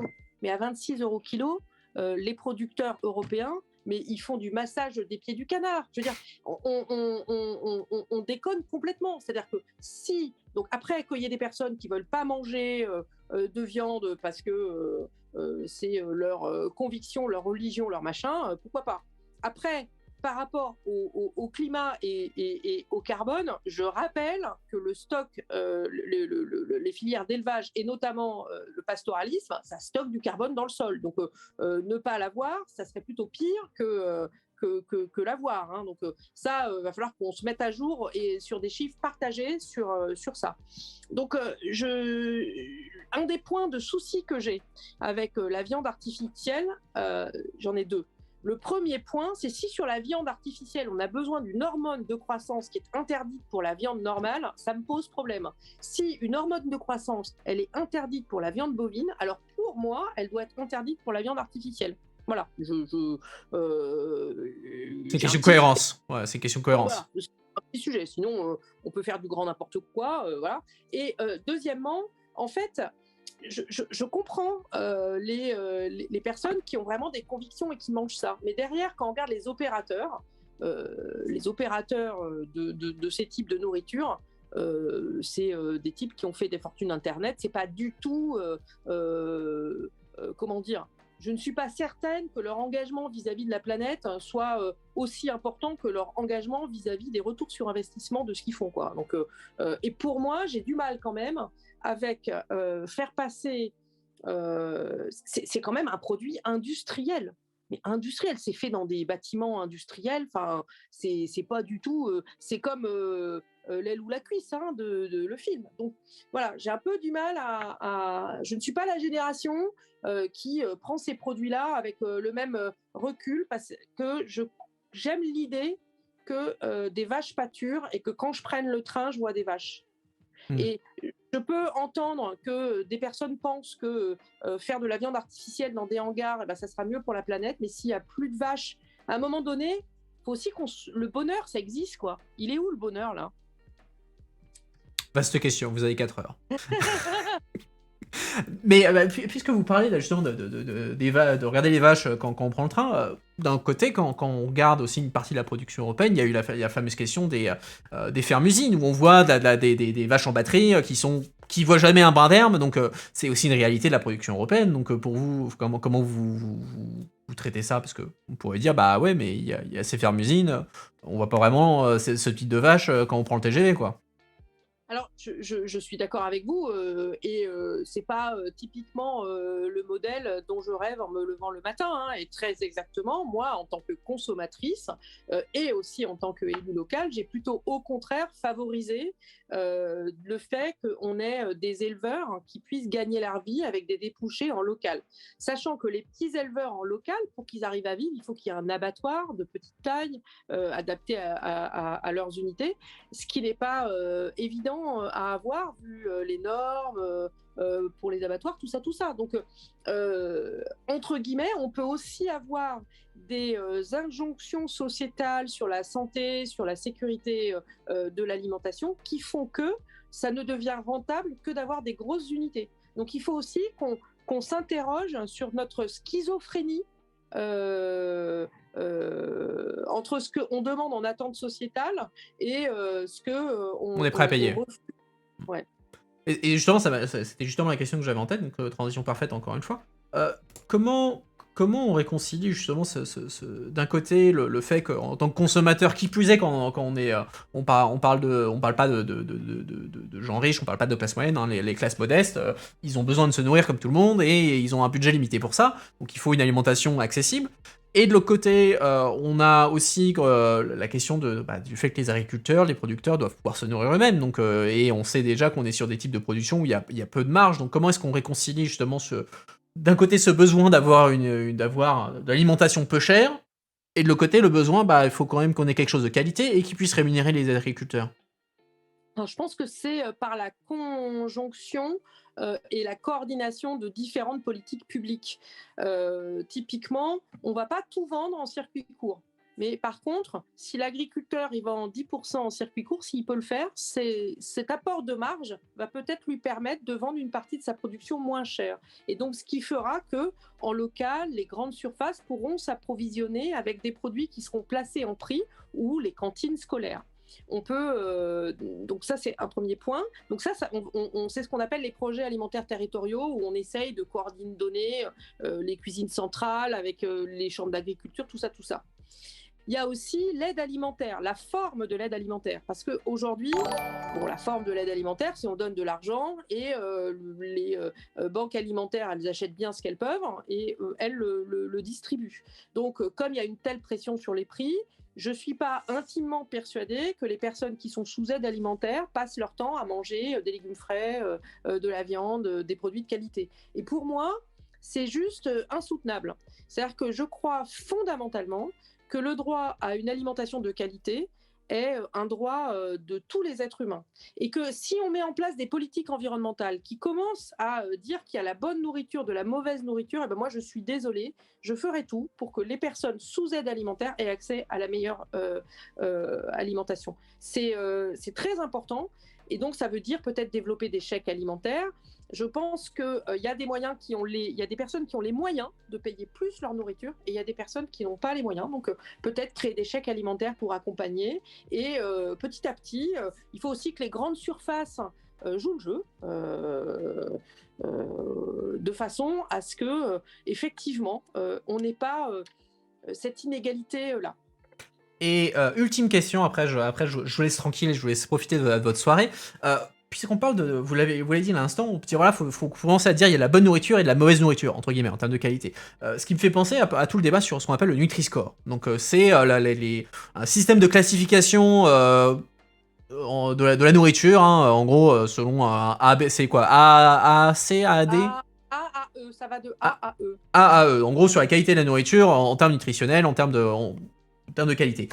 Et il y a un débat, est-ce que ce modèle-là est adapté parce que par exemple les Italiens disent mais attendez, la moitié de nos produits se retrouvent avec des mauvais scores Nutri-Score parce qu'on a de l'huile d'olive là-dedans, c'est un scandale, quid de notre culture alimentaire, est-ce que qui va dire que l'huile d'olive c'est mauvais, blablabla. Bla. Comment vous vous positionnez sur ce débat-là? Est-ce que déjà, d'une part, c'est une bonne idée d'aller mettre un score sur de la nourriture, et est-ce que cette idée du Nutri-Score, telle que poussée par la France notamment, c'est une bonne idée? Alors, le Nutri-Score tel qu'il a été poussé par la France, c'était une initiative pour répondre à un problème. Et ce problème, c'était des nouvelles pathologies de maladies, notamment du surpoids, du diabète, par rapport à une mauvaise alimentation. Très concrètement, j'ai eu l'occasion d'assister à une présentation des résultats du Nutri-Score. Par un hasard miraculeux, c'est lié aussi au pouvoir d'achat. Hein, donc, pour le dire autrement, si vous allez dans les quartiers chics de toutes les villes du monde, vous allez voir les femmes et les hommes, ils ne sont pas en surpoids. Si vous allez dans les quartiers les plus populaires, vous allez voir des enfants en surpoids. Donc à un moment donné, il y a quand même un bon gros éléphant dans la pièce, qui est le pouvoir d'achat des gens et ce qu'on donne en aide alimentaire. Très précisément, ce qu'on donne à manger en aide alimentaire. Donc, ce qu'on donne à manger en aide alimentaire, on est bien d'accord. Hein. Ils ne le choisissent pas si c'est du Nutri-Score A ou du E. Hein. Donc déjà, moi je dis, dans ces conditions-là, ne leur donnons que du A. Hein, puisque après, sur le sujet de mettre le Nutri-Score partout, puisque à l'origine, le Nutri-Score français, il n'est pas partout. Il est que sur des produits transformés. Mais là, on veut le mettre sur des produits bruts. Alors, est-ce que l'huile d'olive, c'est un produit transformé ou brut? Moi, je crois que l'huile d'olive, c'est l'huile d'olive. Hein. Donc, si on commence à rentrer dans la composition de l'huile d'olive, on va avoir beaucoup, beaucoup d'acides gras. Donc, la difficulté, c'est que le Nutri-Score, il est fait aux 100 grammes. En vrai, 100 grammes. Il y a les médecins qui disent « Ouais, mais c'est super facile de comparer », mais que nenni. Parce que quand on va faire ses courses, on a le choix entre l'huile d'olive avec son classement, je ne sais plus si c'est C ou D, pareil, et puis et les pâtes, c'est A. Sauf que les pâtes transformées avec du parmesan et de l'huile d'olive, elles sont A. Et pourquoi elles sont A? Parce que, miracle de miracle, quand on fait des portions de pâtes, on ne met pas 100 grammes de pâtes avec 100 grammes d'huile d'olive et 100 grammes de parmesan. Ah. On met beaucoup moins d'huile d'olive et beaucoup moins de parmesan, et donc le Nutri-Score, il est A. Ça veut donc dire qu'un des effets du Nutri-Score aujourd'hui, c'est de pousser l'ultra-transformation des aliments dans nos rayons de grande surface. Je ne pense pas que cet effet qui n'était pas voulu soit un bon effet. Ça va même plus loin. On a aussi de la reformulation. On a des produits qui étaient C et B, qui deviennent B, puis qui deviennent A. Alors, comment ça se fait qu'ils changent? Parce qu'on rajoute des additifs dedans. Moi, je suis désolée, mais les additifs, dans ce cas-là, il faut les prendre en compte dans le Nutri-Score parce qu'ils peuvent être mauvais pour la santé. Donc, en fait, on a à l'origine une très bonne initiative française, mais qui devient, quand on a des grands groupes industriels, McDonald's, Carrefour, qui disent le Nutri-Score c'est bien, et qu'on a les filières de fromage, parce qu'on a Roquefort où tout le monde dit Lactalis, mais on a aussi le Banon de Provence, on a des filières, le Crottin de Chavignol, on a aussi des filières très artisanales qui ne veulent pas du Nutri-Score sur leurs produits. Donc, écoutons-les. Moi, je ne mange pas. Si, mais peu de personnes qui se sifflent 100 grammes de parmesan ou 100 grammes de Banon. D'abord, ça coûte une blinde, et deux, le plaisir de cette nourriture, c'est d'en manger un peu. Et je reviens à ma question fondamentale, il est où le bonheur, quoi? Moi, je trouve que c'est cool de manger avec des amis du fromage, de prendre un apéro avec du saucisson. C'est pas une déclaration politique, c'est juste que c'est bon et c'est la convivialité, quoi. Et le Nutri-Score, s'il commence à nous dire vous êtes des mauvais Européens parce que vous allez manger du gras et tout ça, et ben moi, ces injonctions négatives, je n'y crois pas. Je crois à l'éducation, je crois à l'éducation à l'école. Commençons par mettre les légumes verts comme objet d'héroïsme dans les livres de nos enfants. Parce que là, quand vous prenez les livres de maternelle, le légume vert, tout de suite, le gamin, il fait poids. Eh ben non, on devrait dire, le légume vert, c'est trop cool, c'est trop bon. On devrait avoir comme Popeye à l'époque, les aventures des épinards, des brocolis. Ayons des rôles modèles positifs pour nos enfants autour d'une bonne alimentation. Moi, j'ai fait des potagers dans des maternelles. Bah, ça leur permet de valoriser que, voilà, on peut... l'éducation, mais tout au long de la vie. Parce qu'après, quand on devient parent, eh ben, il faut apprendre à manger autrement. Et quand on est une personne âgée, on a d'autres besoins alimentaires. Donc le Nutri-Score, c'est une bonne idée, mais qui aujourd'hui doit être corrigée parce qu'elle a montré qu'elle pouvait avoir des déviances voulues par des industriels. D'accord, oui, très, très, très intéressant. Merci pour l'analyse. Alors, on arrive au bout. Ce que je vais faire, c'est je vais vous donner le mot de la fin. Alors, sur le thème de l'agriculture européenne, la politique agricole européenne, si les gens devaient retenir une chose, qu'est-ce qu'ils devaient retenir? Bah, la politique agricole commune européenne, c'est une boîte à outils pour nos agriculteurs pour arriver à produire la meilleure nourriture européenne dans un cadre environnemental de plus en plus vertueux. Eh ben écoute, c'est très clair, c'est très simple. Merci beaucoup Irène Toleret d'avoir pris le temps de nous répondre. Merci, j'espère que ça a Chat. été. Bah écoutez, ça a été très bien. J'ai parlé cash. C'était très bien. Moi, j'ai beaucoup aimé. Chat, d'ailleurs, dites-moi si vous avez aimé. Et bien sûr, remerciez Madame Toleret pour son temps. Vous pouvez la suivre sur Twitter. Vous voyez sous le flux vidéo son hâte. Sur ce, bah écoutez, Madame Toleret, je vous souhaite une bonne soirée. Et je vous dis à très bientôt, j'espère. Je vais me prendre un petit bout de fromage avec un petit verre de vin. Ça m'a donné des idées, la dernière conversation. Eh bah écoutez, bon apéro enjoy. À tous. Bon apéro. À très bientôt. Au revoir. Alors, chat. Dites-moi tout, qu'avez-vous pensé? Vous avez aimé, vous avez pas aimé? Je veux tout savoir. Dites-moi des choses. Dites-moi des choses. En attendant, moi je prends mon petit carnet où j'ai pris mes notes et on va se lancer dans le débrief. Alors, hop.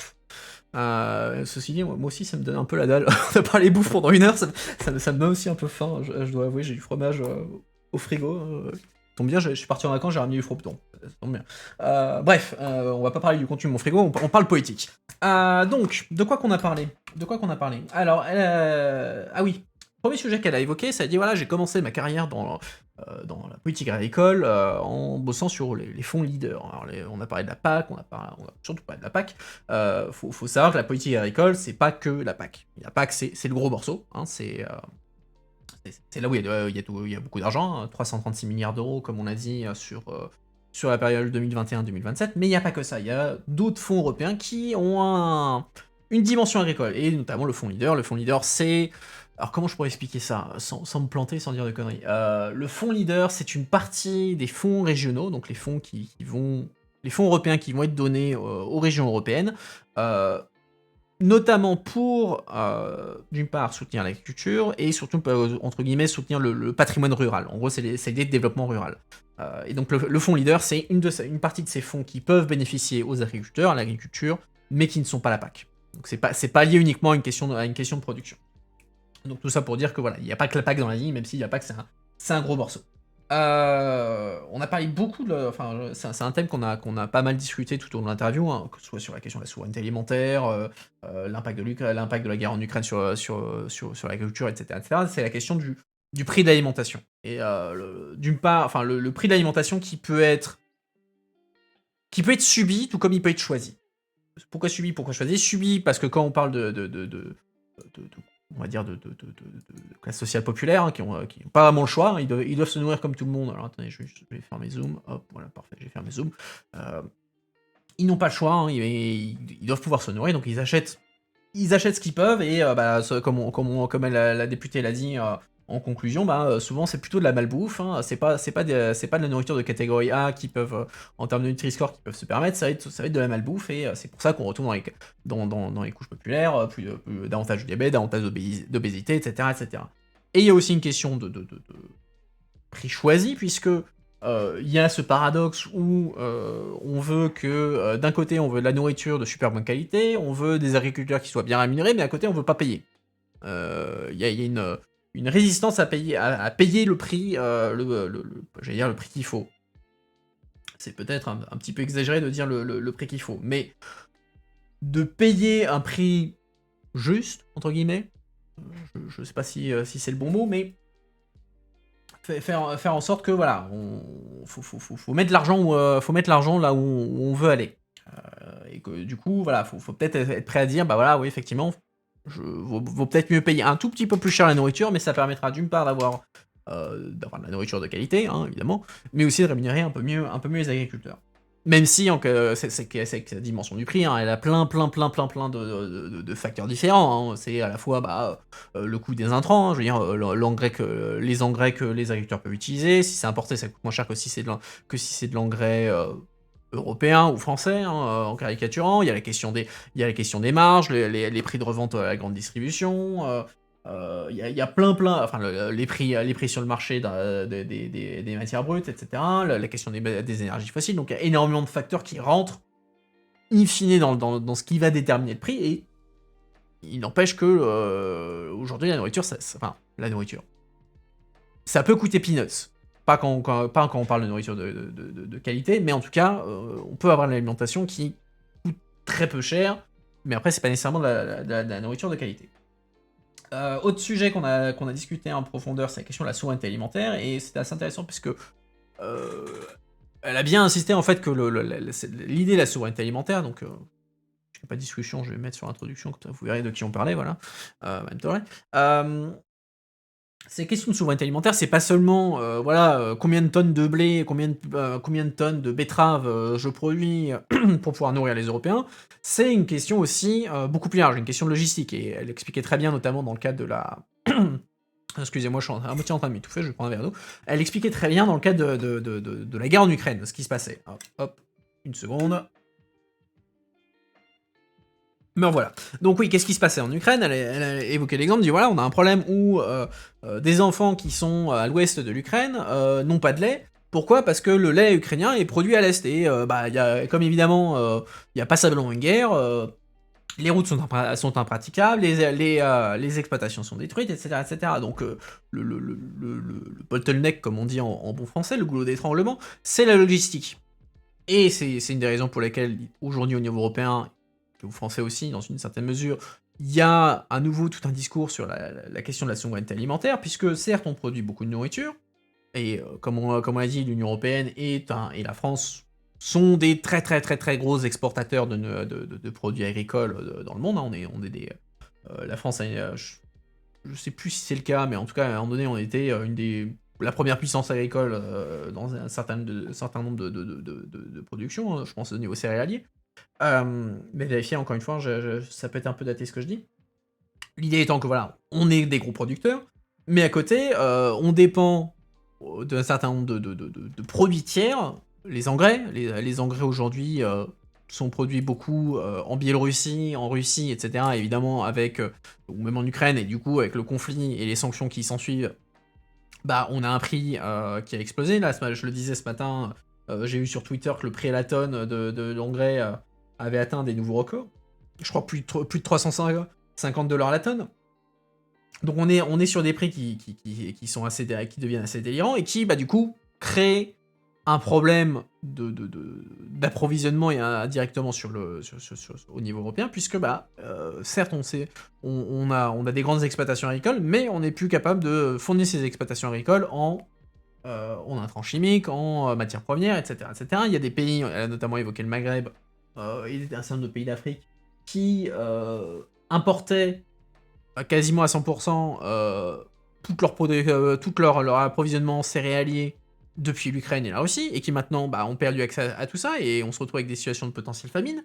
Donc la question de la souveraineté alimentaire est un sujet qui revient, puisque en fait on s'était dit à un moment donné que tout va très bien dans le village mondial et dans le village global et on peut en faisant du commerce, on va tous bien s'entendre et tout va très bien se passer. En fait, on s'aperçoit que, bah, en fait non, faut peut-être faire un peu de ce qu'on appelle du reshoring, hein, c'est le fait de rapatrier des capacités de production sur le territoire européen, sur le territoire national, pour justement s'assurer que, bah, quand, tout ne fonctionne pas bien, bah, on se retrouve pas le bec dans l'eau parce que, bah, en fait, des productions critiques, enfin des productions critiques, des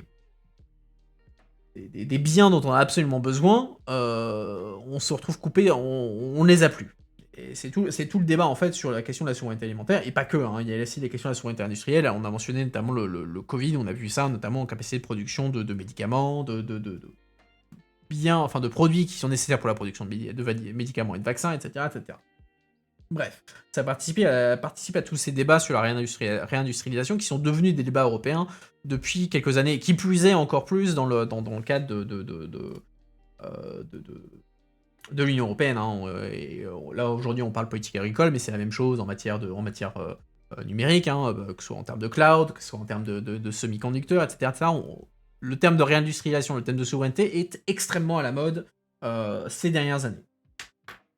Donc on a parlé commerce international, où notamment elle a expliqué que bah, justement dans les dernières enfin pas volontés, les derniers pushs en matière de politique agricole visent notamment à un peu rééquilibrer les choses pour permettre que en gros le commerce international ne se fasse pas entre guillemets au détriment notamment des exploitants agricoles dans certaines productions, hein, puisqu'elle a notamment mentionné le secteur de la viande. Le secteur de la viande, puisque on n'est pas dans ce qu'on appelle des IGP. J'expliquerai ce que c'est qu'une IGP juste après. Où notamment elle a mis en avant notamment deux mécanismes nouveaux qui sont les clauses miroirs et le mécanisme d'ajustement carbone aux frontières. Commençons par le mécanisme carbone aux frontières. C'est un moyen en fait de... Alors comment l'expliquer simplement, de rééquilibrer les prix, puisque en gros on va dire voilà, sur le marché européen, un producteur, que ce soit de produits agricoles ou n'importe lequel, hein, va devoir payer des crédits carbone, hein, et donc il est incité à économiser, à avoir une production qui n'est pas... qui est économe en termes d'émissions de gaz à effet de serre, notamment de dioxyde de carbone, et à côté on se retrouve avec un producteur tiers, par exemple, qui habite aux États-Unis, ou en Chine, ou n'importe où, hein, ailleurs dans le monde, pas en Europe en tout cas, qui lui n'a pas ce genre de contraintes et qui du coup peut produire le même bien moins cher parce qu'il a aucune contrainte en termes environnementales. Et donc du coup, le mécanisme d'ajustement carbone aux frontières, c'est de dire voilà, ce produit américain qui va rentrer sur le territoire européen, en fait, on va dire bah voyons voir, le produit qui vient d'arriver, je vais appliquer entre guillemets une surtaxe dessus, en fonction, ou alors un bonus, en fonction de ce qui aura été fait dans sa production pour notamment tenir compte de la limitation des gaz à effet de serre. C'est-à-dire que si on est sur un produit qui a nécessité beaucoup d'émissions de gaz à effet de serre et de dioxyde de carbone, dans ce cas-là, on va taxer, ou du moins on va rajouter au prix de ce produit ce qu'il aurait dû payer s'il a été produit en Europe, pour notamment en termes de crédit carbone. Et donc c'est un moyen en fait de rééquilibrer les prix, de rapprocher les prix entre un produit européen qui a dû suivre toutes les normes en matière de crédit carbone, etc., pour, entre guillemets, s'assurer qu'on n'ait pas un truc délirant en termes d'émissions à gaz à effet de serre, et ceux à l'extérieur de l'Union européenne qui en ont rien à cirer et qui n'appliquent pas ce genre de politique. Donc ça, c'est ce qu'on appelle le mécanisme d'ajustement carbone de frontières qui est actuellement en négociation. Je crois que le Conseil, notamment la France a beaucoup poussé dans le cadre de sa présidence, et je crois qu'il y a eu un accord au niveau du Conseil, donc entre les États membres, sur le sujet. Je crois, ça date d'il y a une ou deux semaines. Deuxième chose, c'est les clauses miroirs. Donc entre guillemets, c'est une forme de réciprocité. C'est en gros c'est l'idée, hein, c'est l'idée de la réciprocité dans les accords commerciaux pour s'assurer, et de cette idée qu'il faut qu'on ait des normes équivalentes qui s'appliquent. Nutri-Score, on en a parlé longuement, c'était assez intéressant. Il y a plein de dimensions que je connaissais pas sur ça, notamment l'impact sur les produits transformés. C'est vrai que c'est assez ahurissant quand le cas d'un plat transformé qui se trouve avec un Nutri-Score A ou B, alors que Il y a des pâtes, il y a de l'huile, il y a des additifs, etc. Et qu'à côté, 1 litre d'huile, on se retrouve à d'huile d'olive, à côté, c'est classement C ou D. Donc effectivement, il y a un truc un peu absurde là-dessus, mais c'était assez intéressant comme truc. Ah oui, et les IGP. Alors les IGP, j'ai promis que j'allais vous en parler. Qu'est-ce que c'est qu'un IGP? IGP, c'est ce qu'on appelle, c'est un acronyme qui signifie Indication géographique protégée. Qu'est-ce que c'est que ça? Alors, les IGP, c'est un truc très européen, c'est une création européenne, où en fait, ce qu'on va dire, c'est on va prendre un certain nombre de produits, notamment la bouffe, hein, on va dire ça comme ça, hein, mais pas que. Où en fait, on va dire, voilà, c'est des produits qui sont d'une certaine qualité, et qui sont intrinsèquement liés à un patrimoine, à une localisation géographique très particulière, et du coup, il faut protéger ça. Je vous donne un exemple. La feta. La feta, c'est du, vous allez me dire, bah, c'est du fromage, voilà. Mais c'est un fromage qui est produit dans des conditions particulières, sur un territoire particulier, en Grèce. Et on pourrait dire la loubique, si on veut partir à Chypre. On peut parler du roquefort si on parle du fromage français. On peut parler du vin, on peut parler de ce que vous voulez. Hein. Les IGP, c'est extrêmement large. Et donc l'idée, en fait, c'est de dire, voilà, on reconnaît un statut particulier à ces produits de qualité européens qui ont besoin de circonstances très particulières. En gros, du roquefort, pour que ce soit du roquefort, il faut que ce soit produit à roquefort, parce qu'il y a des conditions naturelles il y a des conditions de production qui sont très spécifiques à la région de Roquefort, et qui fait que si vous faites un fromage équivalent, je sais pas, au Canada, bah ce sera pas du roquefort, parce que vous n'aurez pas ces conditions qui ne se retrouvent qu'à Roquefort. Et du coup, les IGP, ça veut dire, bah voilà, en fait, je reconnais seul le roquefort, produit à Roquefort, selon les méthodes de production du roquefort, ont le droit de s'appeler roquefort. C'est-à-dire que si vous êtes, au supermarché, bah, vous aurez un roquefort, et à côté, vous pourrez avoir un autre fromage qui ressemble à du roquefort, mais il n'aura pas le droit de s'appeler roquefort parce qu'il n'aura pas été produit à Roquefort.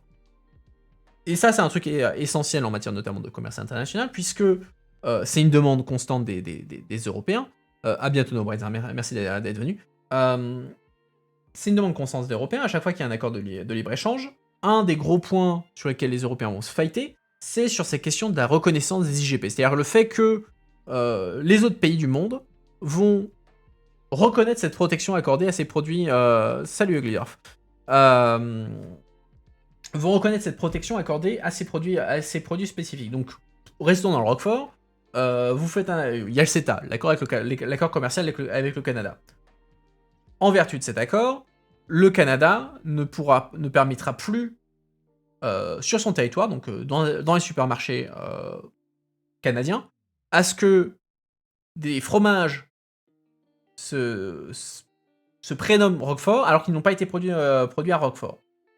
Et donc, évidemment, ça donne un avantage compétitif aux produits européens, puisque bah, évidemment, les gens aiment bien le Roquefort, ils savent que c'est que le Roquefort, et donc ils veulent acheter du Roquefort. Donc si vous avez un produit, il n'y a qu'un seul produit dans le supermarché qui s'appelle Roquefort, bah voilà, ils vont acheter plutôt ce produit. La même chose pour le champagne, la même chose pour il y a une liste, il y a des listes de plusieurs centaines même si pas des milliers de produits sous indication géographique protégée.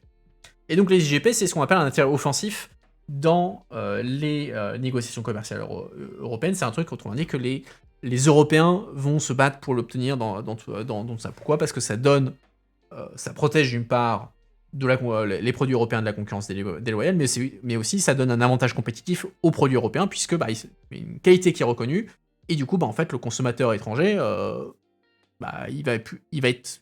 S'il veut ce produit, bah, il devra acheter le produit européen et pas j'allais dire une parodie, non, c'est pas une parodie, mais un produit équivalent, d'ailleurs, mais qui n'est pas du Roquefort, qui n'est pas ce que vous voulez. Mais voilà, c'est un truc assez très important à la fois dans la politique agricole, hein, c'est un truc très spécifique européen, et dans les politiques commerciales, et c'est un truc sur lequel notamment les Américains et les Européens se fritent assez régulièrement, et qui a notamment été une des pierres d'achoppement dans le cadre du TTIP, mais pas que. Bah écoutez, moi c'était à peu près tout ce que j'avais sur mon petit carnet. Je regarde, non, j'ai rien noté sur l'autre page. Je ne sais, je ne vois pas de questions dans le chat. Donc ce que je vais faire, bah écoutez, je vais faire ma petite conclusion, si ça ne vous dérange pas. Sinon, vous posez des questions, vous faites des commentaires, hein, vous êtes libre. On est là pour ça. Donc, C'était assez intéressant. Ah oui, le truc qu'il faut que je mentionne. Donc là, ce soir, on a entendu sur la politique agricole européenne Irène Tolleray, donc, qui est une députée LREM, qui est, on l'a compris, en faveur des politiques agricoles, en faveur de la PAC, etc. etc. Et on avait déjà entendu par le passé un autre député sur le même sujet, qui était Benoît Biteau.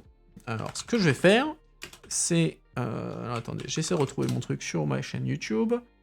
Merde, je me plante. Ce que je vais faire, c'est je vais vous poster dans le chat l'interview que j'avais eue avec Monsieur Biteau. Comme ça, si vous êtes intéressé par le sujet, vous pouvez entendre... Hop, pardon.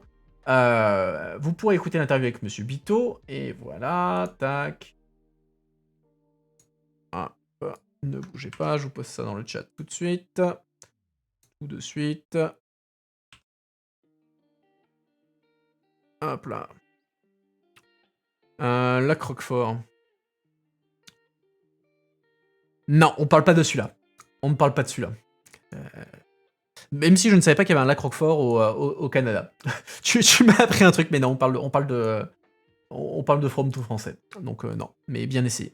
Bien essayé. Bref, tout ça pour dire, n'hésitez pas à regarder l'interview de ce soir qu'on a avec Irène Tolleray, mais aussi l'interview qu'on a eu dans le passé avec Benoît Biteau, qui a un avis différent sur la politique européenne. Et comme ça, vous pouvez avoir un peu, entendre les deux sons de cloche et vous faire votre propre avis. Bref. Donc ça, c'était pour ce soir. J'espère que vous avez apprécié le contenu. Ça va pouvoir se négocier. Tout se négocie dans la vie. Tout se négocie. Merde, j'allais dire un truc intéressant. Oui, mon programme. Putain, je vais y arriver à la fin. Prochaine interview, on repasse à l'anglais puisque ça sera vendredi avec une députée verte finlandaise, Alvina Alametsa. Ça sera donc ce vendredi à 18h, si je ne dis pas de bêtises. Je regarde mon propre programme. Oui, c'est vendredi à 18h. Interview avec Alvina Alametsa, députée verte finlandaise. Je n'ai pas regardé encore tous les thèmes sur lesquels on va discuter, mais ça sera sans aucun doute très intéressant. Une des nouvelles députées assez jeunes qui sont arrivées après les élections de 2019. Donc ça sera en anglais. Et ensuite, on repassera au français brièvement dimanche pour la revue de presse à 18h en français et en anglais à 20h dimanche pour parler de l'actualité européenne. Écoutez, moi c'est tout ce que j'avais à vous dire. J'espère que vous avez apprécié. Comme d'habitude, si vous avez aimé ce que vous avez vu, n'hésitez pas à lâcher un petit follow ici. Vous pouvez me suivre sur mes autres réseaux sociaux, Twitter, Discord, YouTube, Facebook, toutes les bonnes choses, hein, vous savez où c'est. Il y a le lien dans le chat. Si vous avez vraiment aimé ce que j'ai fait, vous pouvez même lâcher une petite pièce à votre streamer via Ko-fi. Vous avez le lien ici vous voyez le lien ici juste à l'image. Et sur ce, écoutez, je vous souhaite à tous une très bonne soirée et j'espère vous revoir soit vendredi, soit dimanche, soit à un autre moment. Et sur ce, écoutez, très bonne soirée à tout le monde. Ciao.